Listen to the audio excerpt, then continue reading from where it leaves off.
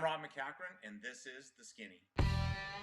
From the Fatheads Eyewear Studios in Speedway, Indiana, this is The Skinny. Brought to you by Toyota, Rhino Classifieds, General Tire, and Dream Giveaway.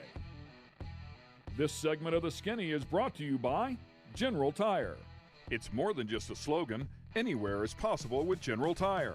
General Tire's Grabber X3 mud terrain tire offers aggressive styling and is engineered for durability with innovative performance features that are ready to carry you through extreme mud, dirt, and rock-covered terrain.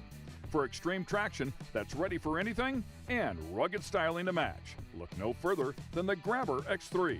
Make your anywhere possible by visiting GeneralTire.com today. Welcome, ladies and gentlemen, to The Skinny here. Once again, I am joined by Will Robinson, I'm guessing. I'm not real sure who that is, to be quite honest with you. Maybe this is a space dude because it looks like I'm in here alone today, but that's okay. The guest that's going to join us here this week is spectacular. A longtime friend. He's been racing for a long time as well. And in fact, I'm going to bring this up to him. I think it's near 50 years. He's coming up on 50 years if my homework is correct here, but we'll confirm that. We have a legendary racer. His name is Rob MacCachren, who will join me. He's in Las Vegas, Nevada at home, so he'll be joining me via the interweb, if you want to call it that. But it's great to have him with us. He is fresh off of yet another Baja 1000 win. Mr. Rob MacCachren, thanks for joining us, brother. Thanks for having me. Yeah, it's been a lot of years, Ken, but it hasn't been 50. We're right at 40 now. So I guess that's good news, though. It's giving me 10 more to go. Well, I mean, the reason I said that is the homework that I did, and whether this is correct or not is why I needed to confirm it. But it says in 1973, you won the Nevada State Motorcycle Championship at 8 years old. Well, okay, so you got me there.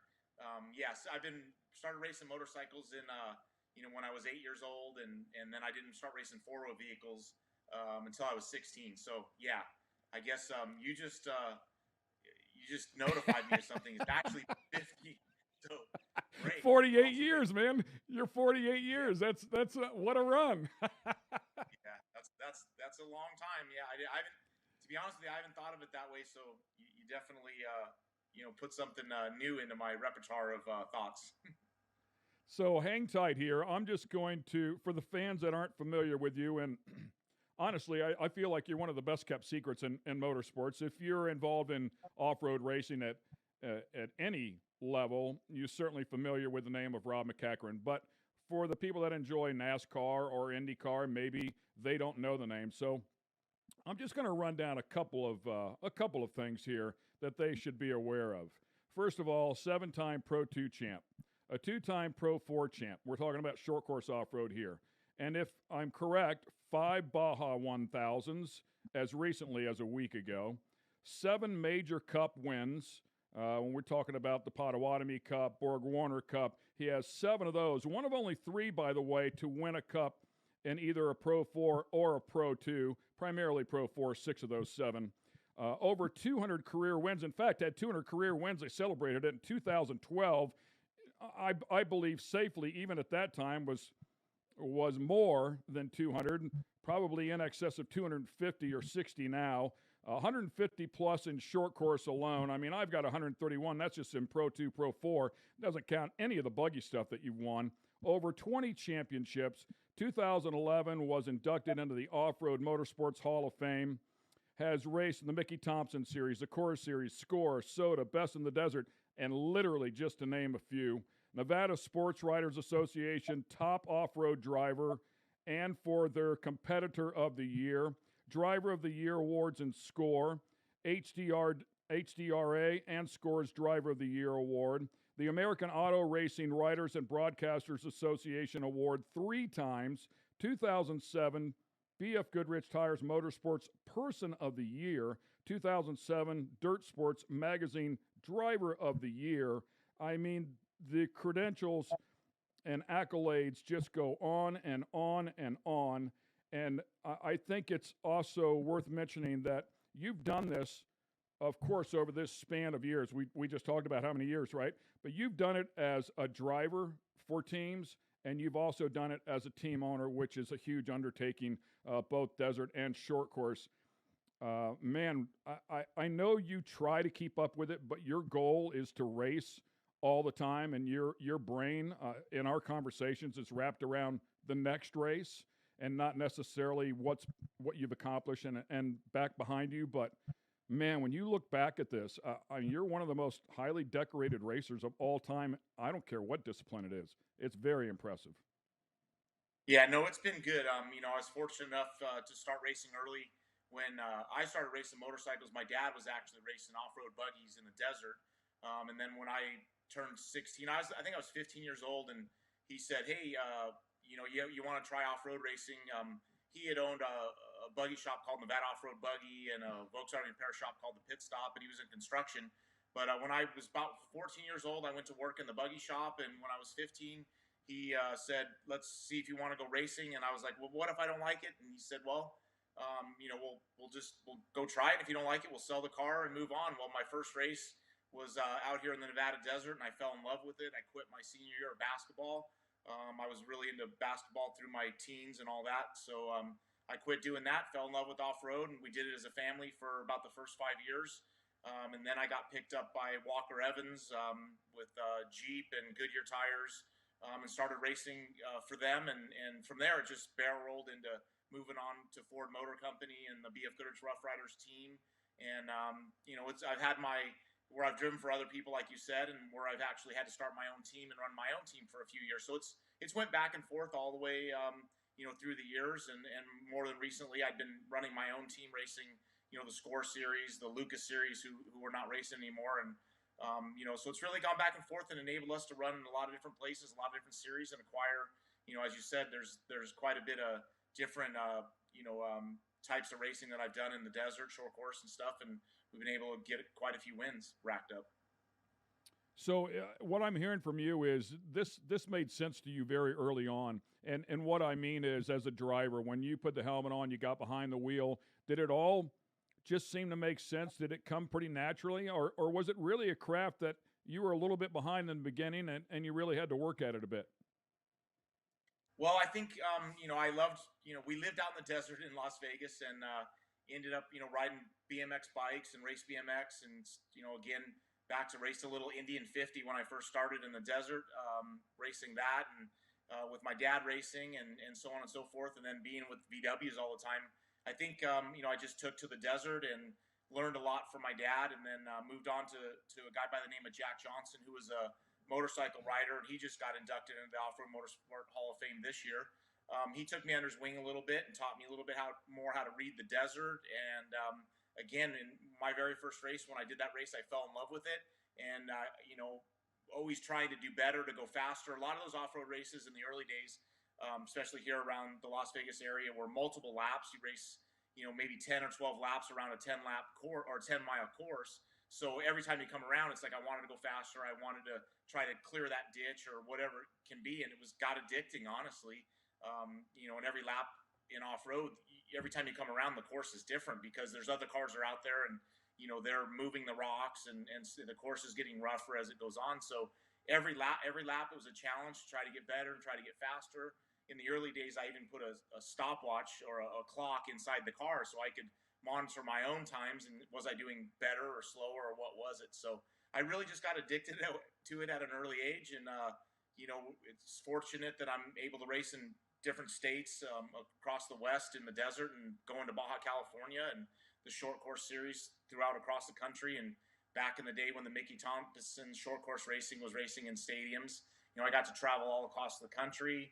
Got to go to Tokyo, Japan, Montreal, in many states in the U.S. racing. So it's really taken me a lot of places, and thankfully, that old saying, if you do something that you love doing, you'll never work a day in your life. And for me, I've put a lot of work into off-road racing, but it really doesn't feel, like it's been a hard, unrelentless job. It's unrelentless to try to win and to do good and be successful. But I've been very fortunate to do what I've done for so long, and have people behind me like BF Goodrich Tires since 1991, and got a lot of great other people that have supported me, whether it's brands or people, family, so on and so forth. A lot of people have helped me get to where I am today, and to get a lot of those accomplishments that we've done.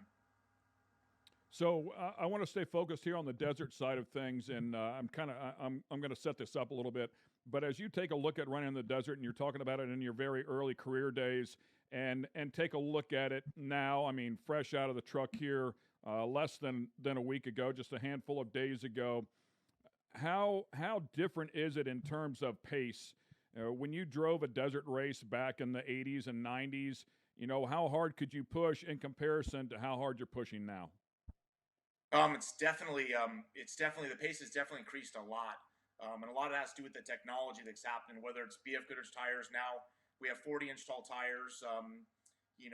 Fox shocks now is a shock that's 4.5 inches in diameter. The electronics, the transmissions, just everything has increased a ton. And I could say, my first time getting into somewhat of an unlimited vehicle was a Class 1 buggy in 1986. And at that time, it had a 4-cylinder VW Type 4 motor with a Hewlin 5-speed in it. And today, the truck that I just and let me go back just a step. But that engine probably had 150 horsepower maybe. And the vehicle that I just raced with Luke McMillan, he actually owned the truck, and his family just came out of it's 1,100 horsepower, has a X-Track 5-speed transmission, paddle shift. Truck's probably worth in the beginning of purchasing the truck probably about $900,000, where the vehicle that I originally first started racing was $6,000. So as time's gone on, the pace is definitely faster. The reliability of the trucks and the development, allows us to push them as hard as you can. Pretty much, for the whole 1,000 miles, or the Ball 1,000 we just did was 1,227 miles. We paced ourselves somewhat. You got to have a good vehicle and at the finish in case there's a battle to come down to the end. But really, the brands, the companies have increased the strength and reliability of the parts over the years to where. And another thing that I'll say is, I've been doing this a long time, and when I started, even through the 90s, we had to really pace ourselves, take care of the tires, the brakes, the transmissions, things like that. Even the motors. In 1992, we won the Baja 1000 Peninsula Run from Ensenada to La Paz, and the game plan before the race was, on all the fast roads and everything and everywhere, never go over 5,000 RPM. Just keep it underneath that, which meant we very rarely cracked 100 miles an hour. And now it's like, hey, do what you got to do, run it as hard as you can or hard as you need to. Our top speed this year was 138. A lot of times, I'm still trying at that, just trying to take care of the vehicle and make sure we get to the finish line. No better guy to get some insights from when it comes to short course and desert racing. We have Rob MacCachren on the show with us. We're going to take a quick break, and we'll be right back on the other side.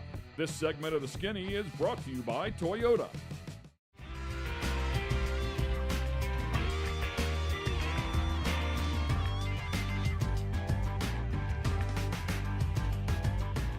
This segment of The Skinny is brought to you by Rhino Classifieds.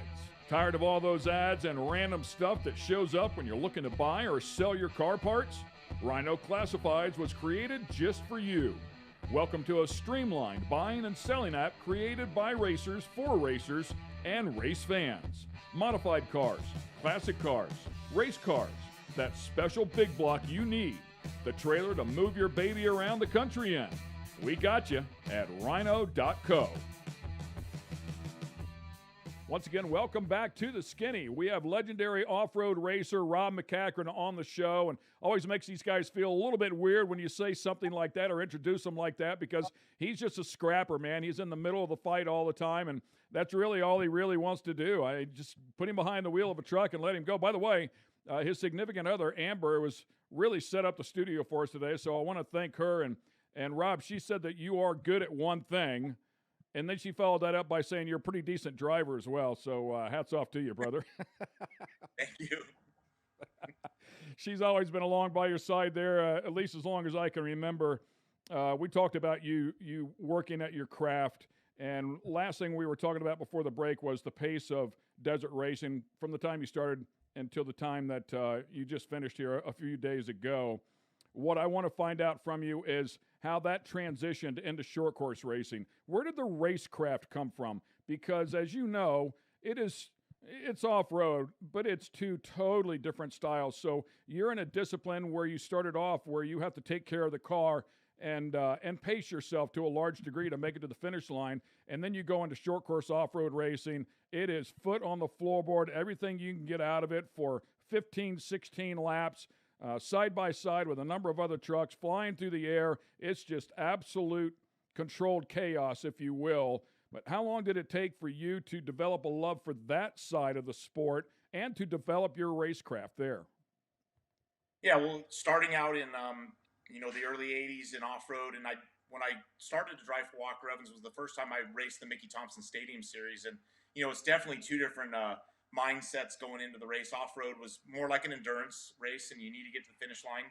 The races were anywhere from 250 miles to 1,000 miles, where, like you said, short course can be 15, 16 laps. You're only out there, about 15 minutes or so, and you got to get it done once they throw the green flag. So it's definitely a different mindset and what you need to do. Short course, when they throw the green, you got to get it done now. You need to take chances, and you need to try to get to the front to win the race. Where desert, you have a lot of time. You got to be patient. They're both difficult, and I guess in a way I'd say the desert, is more difficult to control yourself. You got to you want to win, you want to go fast, and that's one of my analogies that I have for off-road. Is a lot of the people that do that, they get in the truck, put their helmet on, and then they throw their brains out the window, and that's what you need to do for short course, really. But it took me not too long, prior to racing short course, my first year being in about 1988. I got to sit in the grandstands a lot and watch, the likes of Walker Evans, Rod Millen, Steve Millen, Roger Mears, Ivan Stewart. I sat back and watched those guys and studied, and again, like I said earlier, when I started this, I fell in love with the sport. So I became a student. I wanted to learn as much as I possibly could. I wanted to watch what they're doing in the pits, listen, do everything I possibly could to get better.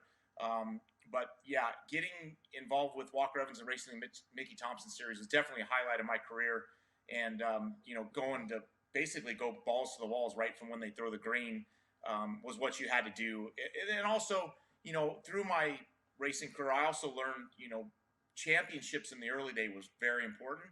It wasn't as important as winning races, although winning was important. But, so you needed to, in both disciplines, really, you needed to, go when you can, but be careful not to make a mistake, take yourself out to try to get that championship. If time has gone on and the years have gone on, and it also has a little bit to do with why the pace has increased in the desert, it's all about winning the race. It's not so much, championships mean some, but nowhere near what they used to in the early days. So now all the younger guys that are coming in, they want to win the race. They don't care about the championship for most of them. Some of the brands, obviously BF Goodrich and for me cares about winning that championship. It shows, reliability, longevity, things like that. But yeah, I really loved racing short course racing and two different mindsets. And when I explain it to somebody, I pretty much use the word desert as endurance racing and short course as a sprint. Yeah, Cameron Steele, we had him on the show here a couple of weeks ago, and he said something I thought it was the best fit that I'd ever heard for trying to win a desert race. And he said, you have to go just slow enough to win. And I was like, wow, that actually makes a lot of sense. Yeah, that's funny he said that, because that's one of the phrases that I feel that I say is that's when I first started, I wanted to win them all. I wanted to win by an hour, and I'd end up blowing it. Sometimes I'd end up, clipping a rock, getting a flat tire, or crashing, or whatever it may be. And just one of the phrases that I've coined in my racing career is that, go as slow as you possibly can to win. Yeah, great stuff. Well, it wouldn't surprise me if Cam didn't maybe rob that one and throw it out there. It's a pretty good one. As we talk about short course, we talked about desert and back in the pace off, and I felt like short course was the same way. Even when I came into short course around 2002, I would watch you guys, you and the Baldwins and Renazetter, and all the gang would go in there, especially in the Pro 4 category. I guess I would refer to a little bit more, where they had to take care of the equipment. I mean, at any given time, it seemed like there was something left in the truck. I mean, the first one that comes to mind would be Carl Renazetter. The last two laps of the race, it would be like a completely different truck than he had raced the entire time. And it was because he felt like he needed to go. If he was in a situation, he needed to go. And there was something left in that truck. And as we progressed forward in short course off road racing, towards the end of the Lucas Oil series, I will aim towards. There were people like Brian Deegan, who nearly closed out the season with a perfect podium schedule, which you just didn't see that in the past. And again, I guess because technology has come along to try and help keep those trucks together, but how hard you guys push them or can push them in comparison to what they can take has that window has become much closer, and it's an incredible thing to watch. Yeah, absolutely. And you pretty much hit the nail on the head. The technology, that's happened over the years and making the stuff better, and whether it's transmissions or drivetrain, gears, motors, just everything has increased a ton since the beginning of short course racing till the end. And again, back to my statement about the kids, when the younger guys got in, they went crazy right from the green flag, and it's like the older guys are like going, hang on a minute. It's kind of like the old bull in the field out in the pasture, just wait until the end. And it pretty much came down to you can't do that. You gotta go. So the brands again, whether it's BF Goodrich, Fox Shocks, Kevin Croyer building my motors, transmissions, gears, all that stuff had to be reliable. And over time, your smart guys, the engineers for each brand were making stuff better. And whether it would be beadlock wheels and just all the little things that you learn from the beginning of this type of racing till the end, everything got better and better and more reliable, which meant there was more people battling at the end because of that. Yeah, I'm also blown away as well. I mean, in short course off-road racing, typically, I think the Pro 2s and Pro 4s, back when they had the unlimited motors, would make a little more power than the trophy trucks would, or the Class 1 cars, I guess really trophy trucks now. You'd hear the trophy trucks at about 700 horsepower or so because they wanted them to live during that entire run. And now listening to you, I mean, you guys are showing up with a bullet that makes 1,100 horsepower. Short course, the highest I had heard was 900, 950, somewhere in that area. So really what you're telling us is, I mean, absolute cutting edge technology inside of these vehicles. And then, of course, you put a price tag on it upwards of $900,000. That has got to be the latest and greatest of everything. Yeah, the big block engine. I was actually, this morning, I was at Croyer Racing Engines. My trophy truck that we're racing in the Mint in about 2 weeks here in December is on the chassis dyno. Later today, we'll go out and shake it down. But just sitting there speaking with some of the guys that build the motors there and, congratulating them. We ran Croyer Power at the Ball 1000 in Luke's truck and ended up winning with it.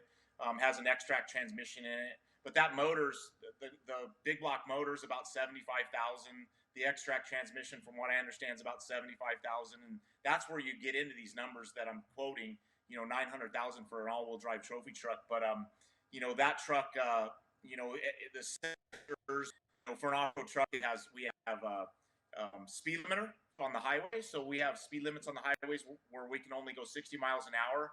And the speed limits in this truck is just like the one in the car. Basically, in our vehicles that we drive on the street, push a button, speed limit 60, let off the throttle pedal, and it'll just take you and keep you right there at 60. Luke McMillan's truck also has cameras on it, where there's a camera in both side mirrors and a camera out the back. So for instance, how we use that is if you happen to have to back up, you can look in your cameras. If you get a flat tire, the co-rider jumps out. I, as the driver, operate the jacking system. There's 2 onboard jacks. There's keypads that I push to make the jack go down, lift the truck up. In the meantime, the co-rider goes around the back of the truck. There's 2 spares mounted in the back of the truck at the very back. So I'll watch him in the rearview mirror camera and watch him unratchet the strap, get the tire out. When he does that, I switch to whichever side the flat tire's on, and I can have a screen. I have a screen on the dash where I can actually, watch him doing that. So it helps me know when the jack needs to go up, when it needs to go down. But there's just the technology, again, with the trophy trucks that have happening today are just incredible.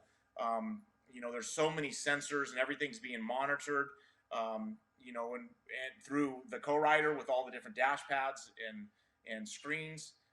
It's really, the technology is incredible today, and it's amazing. For me, racing as many years as I've had, my first race cars, we didn't have a 2-way radio to be able to talk to the pits. We didn't have a spare tire. We had no power steering. And today there's all of that and much, much more. Once again, just a great insight, a wealth of information here coming from one of the absolute best in Rob MacCachren. We're going to take a quick break, and then we're going to focus on this last race that he was just in a handful of days ago as he won yet another Baja 1000. Stay with us.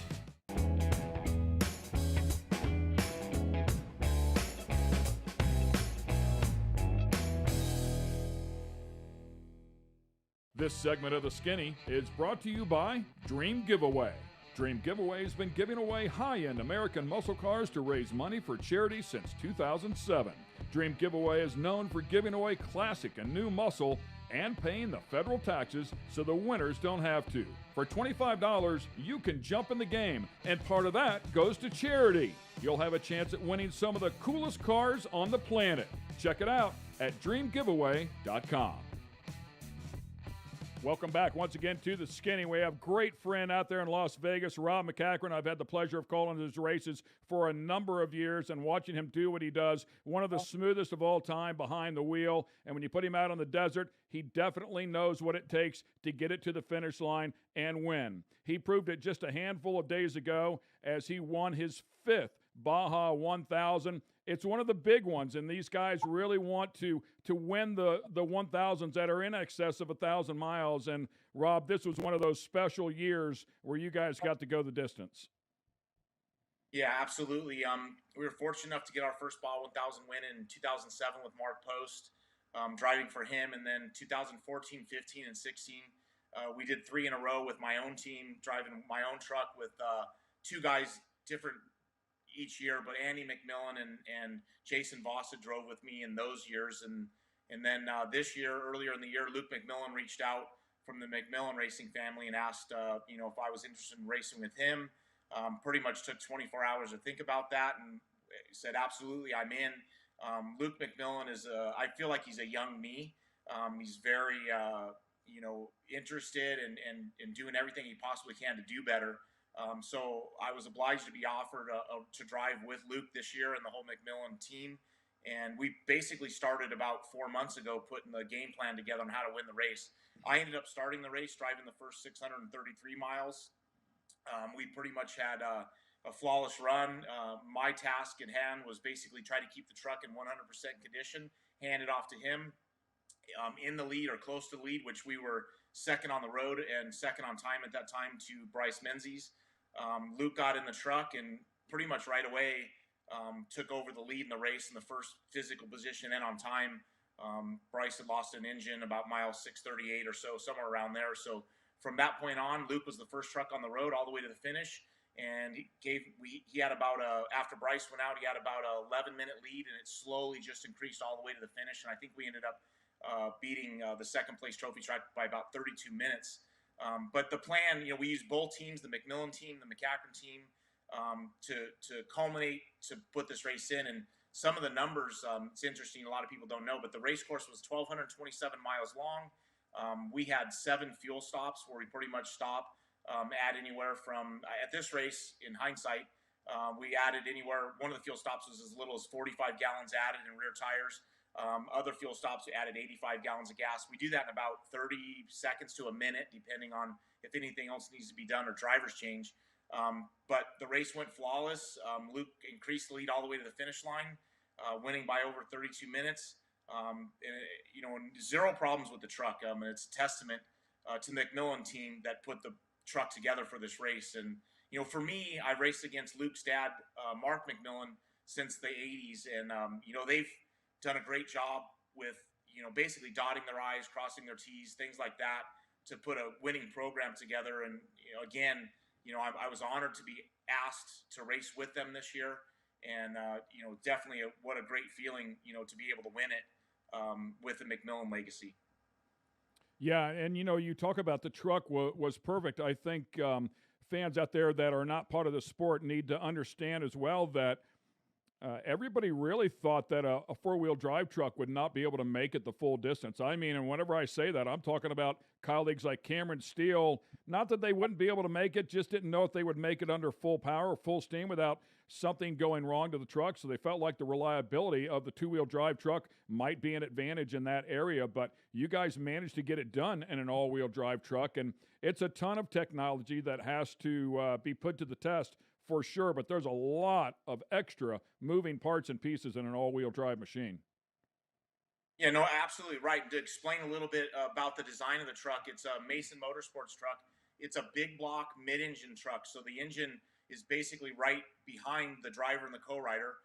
In between us is an extract transmission. Then there's drive shafts that go to the front differential and transfer case, and then to drive the front, the outside has portal hubs so you can get more wheel travel. So the axles go into the hub on the outside, and then there's gears in there that drop down to drive a little bit lower. So you're gaining ride height and wheel travel out of the front. From the front transfer case, which is also the front differential, now there's drive shafts that go all the way to the back of the truck to the rear end. Again, 1,100 horsepower, 5-speed transmission, BF Goodrich 40-inch tall tires, and on and on and on. There's just so much. And the fuel cells all the way in the back holds about 105 gallons, 2 spare tires in the back. I explained the jack system earlier. There's 2 onboard jacks, one on each side of the truck that'll lift up completely that either side, whether it's the driver or passenger side of the truck, it'll lift up the whole truck. The radiators for the engine water cooling are in the back window. There's coolers in front of us up by the front bumper. The lights, there's, I don't even know.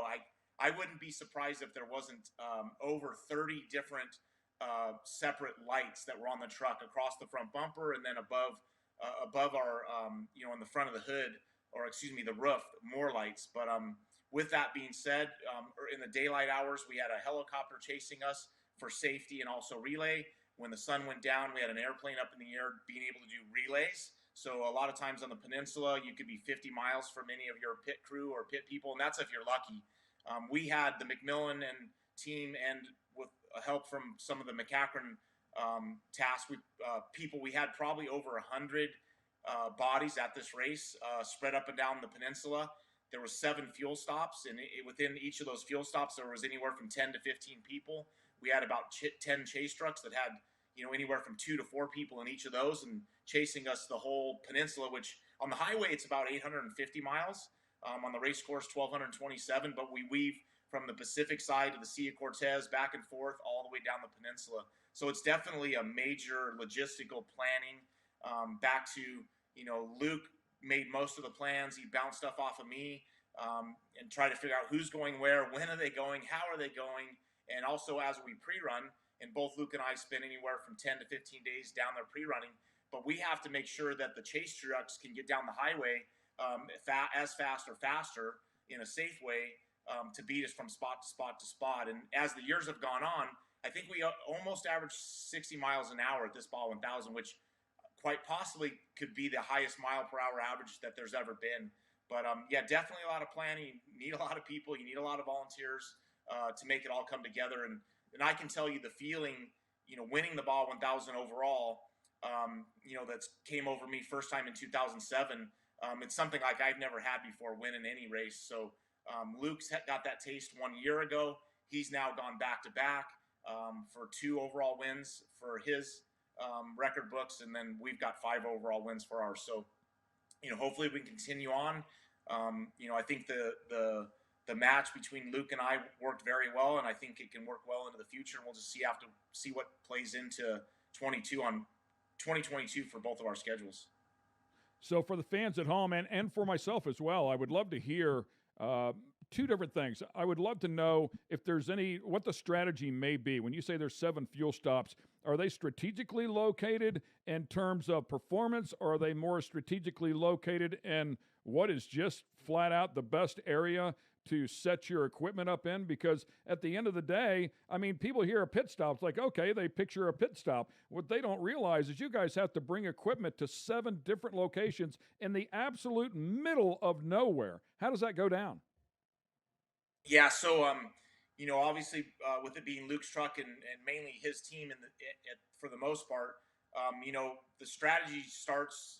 We like to say, planning for the Baja 1000 starts 364 days before the race. So you race the Baja 1000, pretty much before you're over, you're already thinking about the next one and the strategy. But when you get the map and the lay of the land and figuring out where the course goes, and you start figuring out how far can we go on fuel, and typically the big block that we're running, or Luke's running in his truck, they've been getting anywhere between 1.7 miles to the gallon all the way up to 3 miles a gallon.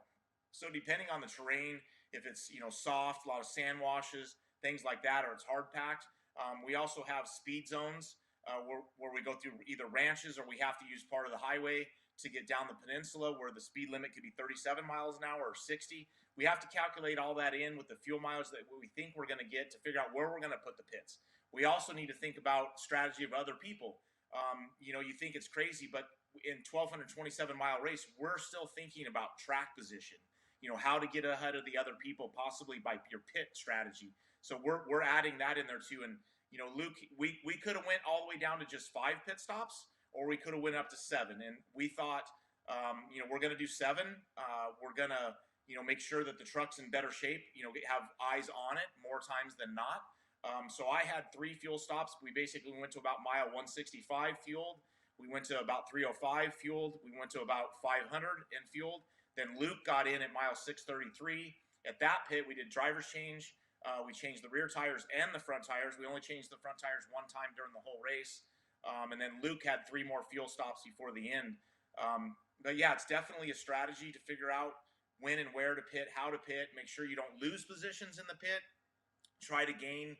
And then also, you want to make sure the truck's operating at optimum levels all the time. So yeah, it's definitely a thought process. Takes a lot of strategy, thinking into it, and hoping you're doing the right thing. And Luke and I had talked quite a bit beforehand, going, this is what the plan can be. It's also funny because our pit guys that they want to know, where am I going, where am I pitting, when am I getting there, and they'll start asking 2 months out, and it's like, okay, well, there's a scenario, but it's probably going to change. So basically, up until the green flag drops, this is what we think we're going to do, but the plan can change. And some of that has to do with, not losing positions in the fuel pit and possibly gaining them. When we're pre-running, we're seeing where people are marking their pits, and we try to play that into getting a lead position or getting ahead of them on the track. Such great insight, man. I just can't thank you enough. It's so cool to hear this stuff. So, real quickly, I just want to touch on, I just want to say congratulations to you on your extensive and very lengthy run with BFG. That relationship has been second to none. So maybe give them a little bit of love here before we wrap things up. Yeah, I've been with BFG since 1991.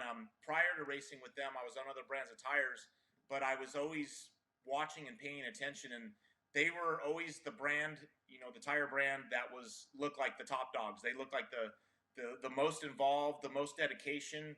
And my parents taught me at a little age, if you want to be successful, surround yourself with people that also want to be successful. So throughout my career, I've done that, and BFG and I pretty much have made a relationship in 1991 together, and I've been with them ever since.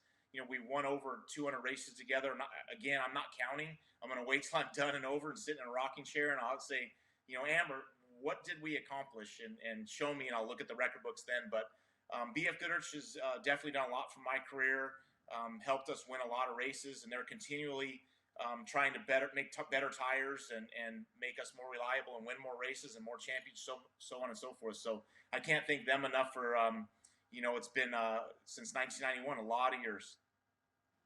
Yeah, it's very, very cool, and you've earned it. I mean, quite frankly, you've earned it because they do the same as you. They associate themselves with winners, and you've certainly proven that you can deliver the goods. So hats off to you as well.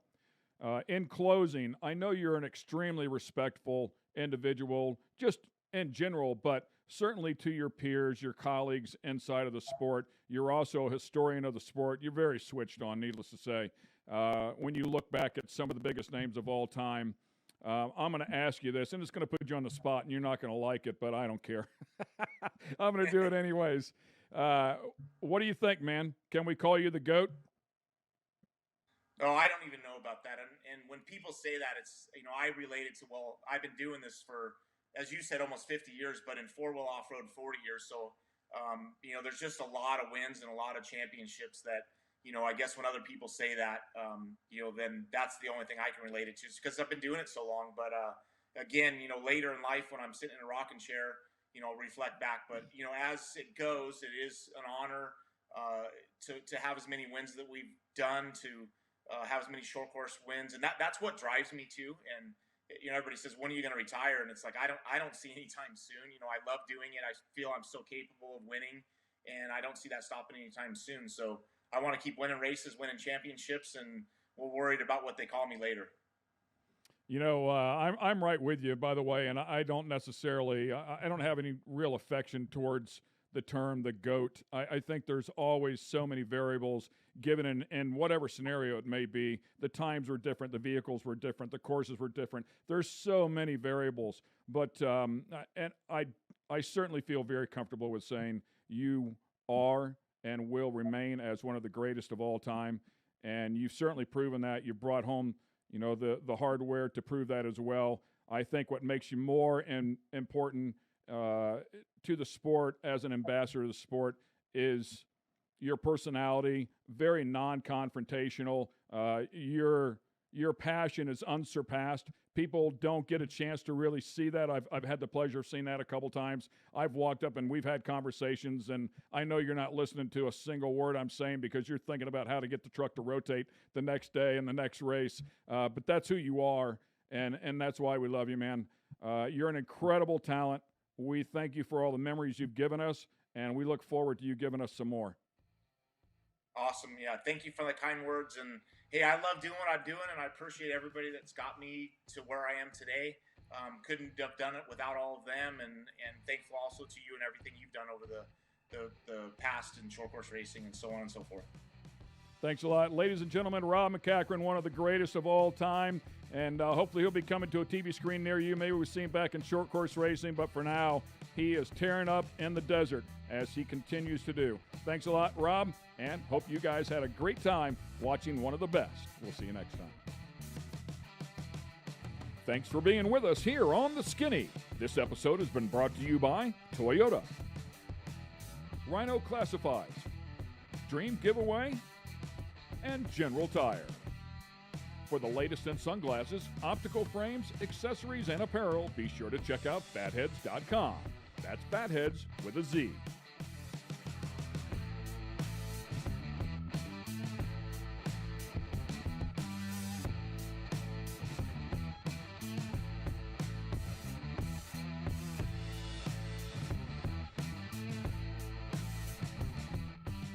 Production facilities provided by Fatheads Eyewear Studios. All rights reserved.